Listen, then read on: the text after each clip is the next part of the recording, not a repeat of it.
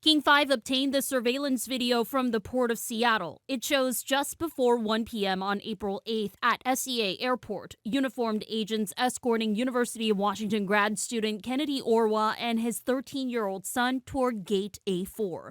At the counter, a gate agent hands over 2 boarding passes.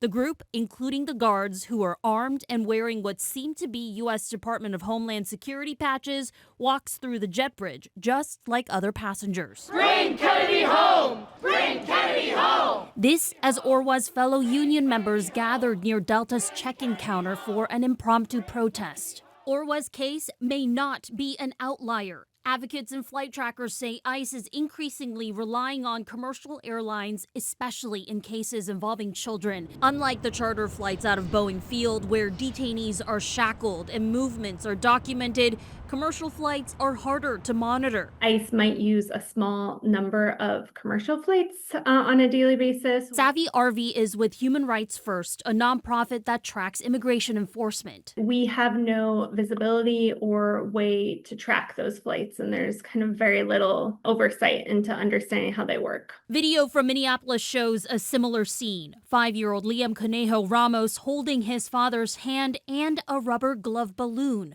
walking through the boarding area for a Delta flight to San Antonio in January. They, too, blend in with other passengers. What a horrible situation that has to be in as a parent. Nick Benson, a Minnesota-based deportation flights tracker and activist, says airlines should push back on these flights. Delta is a very politically powerful entity, and the fact that there isn't any pushback is very disheartening. Delta says it does not coordinate with federal agencies and has no advance notice of who is on board. But advocates argue airlines still have power and should be asking more questions. The reason the ICE would turn to those flights specifically to avoid scrutiny of, moving families. There may be a second, quieter deportation system happening in plain sight on flights most passengers would never think twice about. You're looking at other families that are there that are going to have fun on a vacation. I can't even imagine what was going through the father's mind at that time. Just horrible. Delta was able to confirm Mr. Orwa and his son's final destination was not Amsterdam. And according to an online fundraiser, they say that he is originally from Kenya.